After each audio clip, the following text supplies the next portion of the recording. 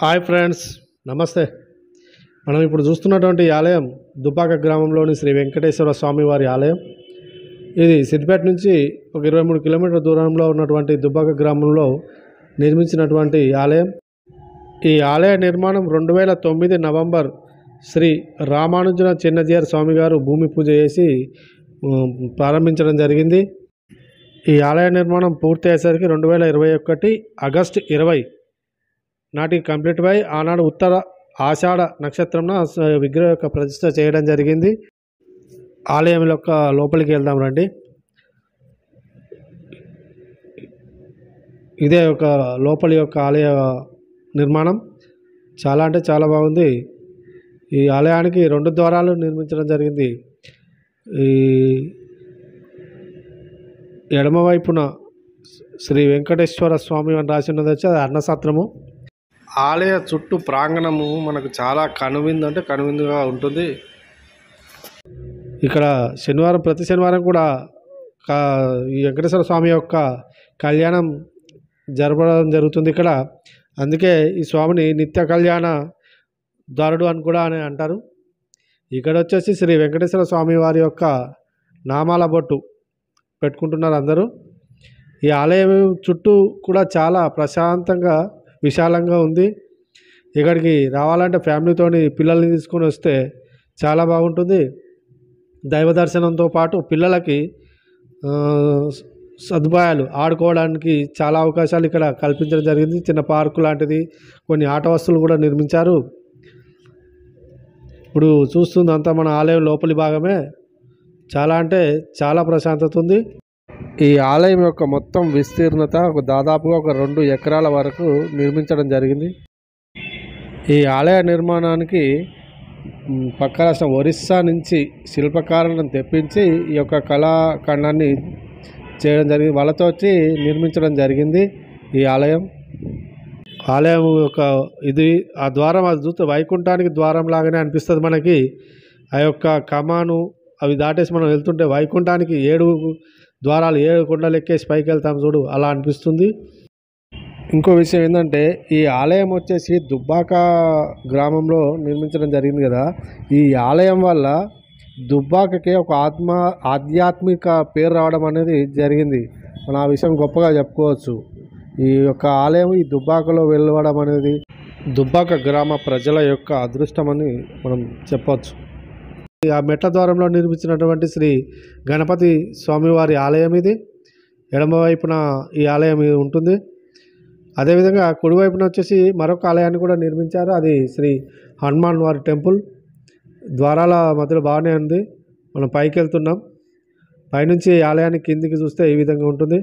మొదట మనం గణపతి స్వామి వారి దర్శనం చేసుకుని పైకి వస్తే మనం లోపలికి వెంకటేశ్వర స్వామి దర్శనానికి వెళ్తాం. ఈ ఆలయ దర్శనానికి పలు గ్రామాల నుంచే కాకుండా మన పట్టణాల నుంచి, చుట్టుపక్కల ఉన్నటువంటి ఇతర రాష్ట్రాల నుంచి కూడా ప్రజలు వచ్చి స్వామివారి యొక్క దర్శనం చేసుకోవడం జరుగుతుంది. మనం ఈ విషయాన్ని చాలా గొప్పగా చెప్పుకోవచ్చు. ఇతర రాష్ట్రాల నుంచి కూడా భక్తులు రావడం అనేది. శ్రీ వెంకటేశ్వర స్వామి వారికి మరొక పేరు కూడా ఉంది. శ్రీ కళ్యాణ వెంకటేశ్వర స్వామి అని కూడా పిలుస్తారు ఈ స్వామిని. అది ఎందుకంటే ఇక్కడ ప్రతి శనివారం స్వామివారికి కళ్యాణం చేయడం జరుగుతుంది. అదే కాకుండా ఇంకో విషయం ఏంటంటే ఇక్కడికి వచ్చే భక్తులు కళ్యాణం కాని వారు కానీ లేదా కళ్యాణం జరిగి పిల్లలు లేని వారు కానీ స్వామికి వచ్చి మొక్కుకుంటే వాళ్ళకంతా మంచి జరిగిందని చెప్పేసి అది చెప్పడం జరిగింది. అంతేకాకుండా ఇక్కడ కళ్యాణ వెంకటేశ్వర స్వామి అని పేరు రావడం కూడా చాలా గొప్ప విషయము. మనం కళ్యాణ రాముడు అని అంటాము, కళ్యాణ వెంకటేశ్వర స్వామి అని కూడా ఇక్కడ పిలవడం అనేది చాలా గొప్ప విషయము. ఇదే ఇప్పుడు ఇక్కడ స్వామివారికి కళ్యాణం జరుగుతుంది. ఈ కళ్యాణం వచ్చేసి ప్రతి శనివారము జరుగుతుంది. ఇక్కడి భక్తులు చూడడానికి రావాలి. అదే స్వామివారి యొక్క కళ్యాణం. అయ్యగారు పంతులు గారు కళ్యాణం జరపడం జరుగుతుంది. చాలామంది కూర్చున్నారు, ఆ కళ్యాణాన్ని వీక్షిస్తున్నారు. కళ్యాణం జరిగిన వెంటనే ఇక్కడ భోజనాల ఏర్పాటు కూడా చేయడం అనేది చాలా గొప్ప విషయము. అయితే ఇక్కడ వచ్చేసి మనకు కళ్యాణం జరుగుతున్న సమయంలో మనకు టోకెన్లు డిస్ట్రిబ్యూట్ చేయడం జరుగుతుంది. ఆ టోకెన్ తీసుకొని మనం భోజనం చేయొచ్చు. స్వామివారి యొక్క కళ్యాణం జరుగుతుంది. ఆ తాళి పంతులు గారు మా అందరికీ దర్శనం చేయించారు. అదేవిధంగా ఇప్పుడు ఆ యొక్క తాళిని అమ్మవారికి సమర్పించడం జరుగుతుంది. సాక్షాత్తు ఆ శ్రీ కళ్యాణ వెంకటేశ్వర స్వామి వారి యొక్క రూపం అది. ఈ యొక్క స్వామివారి యొక్క విగ్రహం ఎత్తు 7 అడుగుల ఎత్తు వరకు ఉంటుంది. మనకు తిరుపతిలో ఉన్నటువంటి శ్రీ వెంకటేశ్వర స్వామి వారి యొక్క దర్శనం చేసుకున్నంత భాగ్యం కలుగుతుంది. ఇంకో విషయము, ఈ స్వామివారి యొక్క ఆలయం నిర్మాణానికి కారణం ఏమంటే, ఒక వ్యక్తికి కలలో వచ్చేసి ఇక్కడ ఆలయాన్ని నిర్మించమని చెప్పి ఆ స్వామివారు కోరినట్టుగా ఇక్కడ వారు చెప్పడం జరిగింది. ఆ వ్యక్తి తన ఫ్రెండ్స్ కొంతమందితో కలిసి ఈ యొక్క ఆలయ నిర్మాణానికి కావలసిన ఏర్పాట్లన్నీ చేసుకున్నట్టుగా మనకు ఇక్కడ ఉన్నవారు చెప్పడం జరిగింది. ఆనందం కలుగుతుంది మనకి. అందుకనే మన దగ్గరలోనే దుబ్బాక గ్రామంలో ఉన్నటువంటి వెలిసినటువంటి శ్రీ కళ్యాణ వెంకటేశ్వర స్వామి దర్శనానికి పలు గ్రామాల నుంచి కానీ పట్టణాల నుంచి కానీ చాలామంది రావాలి. ఈ యొక్క ఆలయ దర్శనం చేసుకోవాలని నేను మనస్ఫూర్తిగా కోరుకుంటున్నాను. ఎందుకంటే ఆ స్వామివారు మన గురించి అక్కడి నుంచి ఇక్కడి వరకు వచ్చాడు. మనము ఇంటి దగ్గర నుంచి ఈయన దగ్గరికి వెళ్ళలేమా? అందుకని చెప్తున్నాను. ఆలయం చాలా బాగుంది. చూడండి, ఈ యొక్క ఆలయానికి రండి. కళ్యాణం చూడడానికి వచ్చినటువంటి భక్తులు వీళ్ళందరూ. అదే స్వామివారి కళ్యాణము. అవి మన స్వామివారు ఎడమ వైపున అమ్మవారు, కుడివైపున అమ్మవారు. కళ్యాణం అయిన తర్వాత పంతులు గారు కొన్ని ప్రవచనాలు చెప్పడం జరుగుతుంది. మనకు కొన్ని మంచి మాటలు.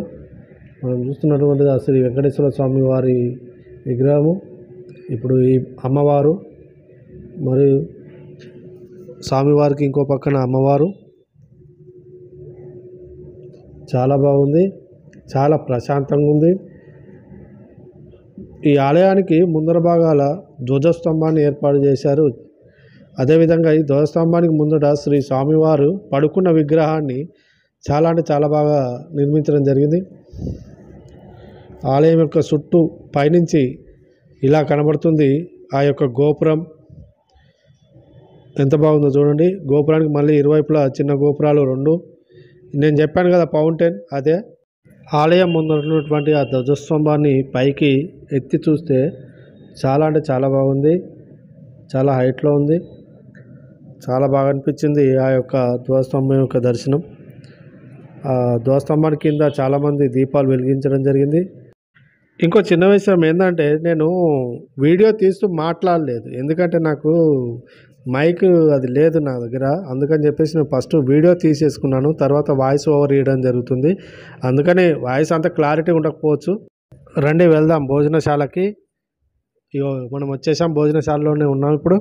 ఇది చాలా పెద్దగా ఉంది. దాదాపుగా 100 పైన 150 మంది దాకా కూర్చోవచ్చు దీంట్లో. ఇక్కడ ఇంకో పద్ధతి బాగా నచ్చింది నాకు. మనం భోజనం చేసిన తర్వాత మన యొక్క ఆ ప్లేట్ను తీసుకెళ్ళి మనమే కడిగి వాళ్ళొక టబ్బు ఏర్పాటు చేస్తారు, దాంట్లో వేసేయాలి మనం. ఆ పద్ధతి బాగుంది, నాకు ఇక్కడ మంచిగా అనిపించింది. ఎవరిది వారు తీసుకెళ్ళి కడగాలి, దాంట్లో పెట్టేసేయాలి.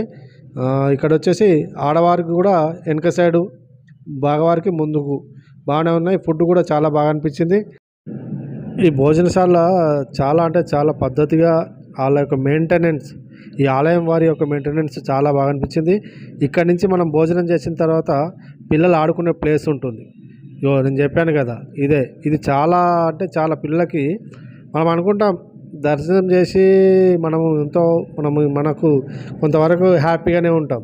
పిల్లలు వచ్చేసి ఎంత దైవ దర్శనం చేసుకున్నామని వాళ్ళ విషయానికి వచ్చేసి ఇలాంటి ఆటలు కనబడ్డప్పుడు వాళ్ళు ఆడుకుంటారు చూడు, వాళ్ళకి ఆ దేవుడు కనబడతాడు. అంటే వాళ్ళ ఆనందం దీంట్లోనే ఉంటుంది. కాబట్టి ఆలయం వారు ఇది నిర్మించడం అనేది చాలా బాగా అనిపించింది.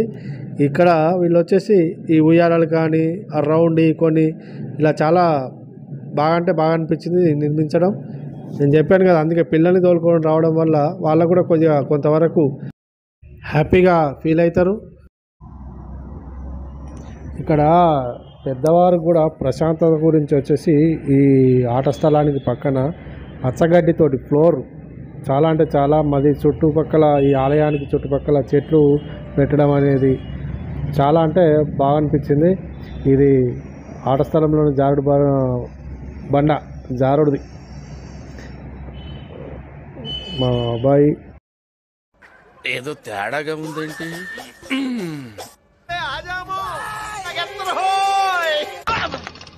ఊహిస్తేనే భయంకరంగా ఉంది. నా వైఫ్, మా పెద్ద కూతురు, మా అబ్బాయి, మా కూతురు, మా ఫ్యామిలీ. అందుకే నేను వీడియో తీస్తున్నాను. వేరే వాళ్ళు అయితే తీయకూడదు, వాళ్ళ పర్మిషన్ ఉండాలి కదా తీయాలంటే. అందుకని నేను వేరే వాళ్ళు కదా, మా వాళ్ళు కాబట్టి నేను వీడియో తీశాను. ఇగో నేను చెప్పాను కదా పిల్లలు ఆడుకోనికి ఇంకొకటి చాలా అంటే చాలా బాగా అరేంజ్ చేయడం జరిగింది. చాలామంది చిన్నవాళ్ళే కాదు పెద్దవాళ్ళు కూడా ఇక్కడ ఉన్నటువంటి వస్తువులను చాలా బాగా యూజ్ చేసుకుంటున్నారు. మా చిన్న పాప ఆమె కూడా ఇప్పుడు హార్స్ రైడింగ్ చేస్తుంది. రండి, తప్పక ఇక్కడికి రండి. మీ పిల్లల్ని తోలుకొని రావడం వల్ల పిల్లల యొక్క ఆనందం ఎంత కన్వీనియంగా ఉంటుందంటే వాళ్ళ యొక్క హ్యాపీనెస్ అనేది చెప్పరాదు మనకు, అంత ఉంటుంది. చూస్తున్నారు కదా మీరే ఇప్పుడు వాళ్ళ యొక్క. ఇదొక రకమైన ఉయ్యాల. ఇది ఒకసారి ఒక 6 వరకు ఎక్కచ్చు దీని పైన. బాగానే ఉంది ఈ అరేంజ్మెంట్. దీంట్లో పెద్దలు కూడా కూర్చున్నారు, అందులో మా ఫ్యామిలీ కూడా ఉంది. పిల్లలు ఆడుకునే దాంట్లో ఐటెంలలో ఇదొక ఐటెం బాగానే ఉంది.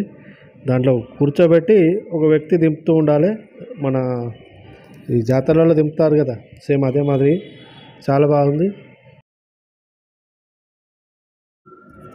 ఇది వచ్చేసి డక్స్, సేమ్ అదే రౌండ్గా దింపడమే. దీన్ని కూడా పట్టుకొని దింపుతూ ఉండాలి పిల్లల్ని ఎక్కించి. ఇది కొద్దిగా హైట్లో ఉంది, ఇది దింపే ముందు జాగ్రత్తగా ఉండాలి పిల్లలు, ఎందుకంటే ఇది మనకు హైట్ కొద్దిగా ఎక్కువ పైలో ఉంది. నేను చెప్పాను కదా ముందర పార్కులా గడ్డి పచ్చగడ్డితో ఉందని చెప్పేసి, ఇదే ప్లేస్ దాని పక్కనే ఉంటుంది. ఇది కూడా ఇది మనం చెట్లు చాలా బాగా అంటే చాలా ప్రశాంతంగా పచ్చదనము మనకి చుట్టూ సరౌండింగ్ చెట్లతోని చాలా డెకరేట్ చేసేసారు.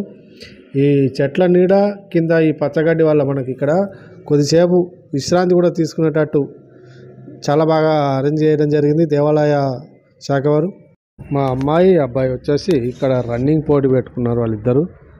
ఎదురుగా వాళ్ళే ఊరికి వచ్చేది. మా అబ్బాయి రన్నింగ్తో పాటు ఇంకో పిల్లలు కూడా ఉన్నారు. వాళ్ళు పిల్లలు ఆడుకోనికి కూడా చాలా బాగుంది ఈ గార్డెన్ వచ్చేసి. ఇది ఆలయం ఒక పక్క భాగము, చెట్లు చూస్తున్నారు కదా, చెట్లు ఎంత చాలా అంటే చాలా ప్రశాంతంగా పచ్చదనము. ఆలయ చుట్టూ సరౌండింగ్ మొత్తం ఈ చెట్లతోటే చాలా అందంగా అంటే అందంగా అనిపిస్తుంది మనకి. ఇంతటితో నా వీడియోను ముగిస్తున్నాను. ప్లీజ్ సబ్స్క్రైబ్ చేసుకోండి, లైక్ కొట్టండి, షేర్ చేయండి. ఈ ఆలయ దర్శనానికి మాత్రం కంపల్సరీ మీ ఫ్యామిలీతో రండి, దర్శనం చేసుకోండి, హ్యాపీగా ఉండండి.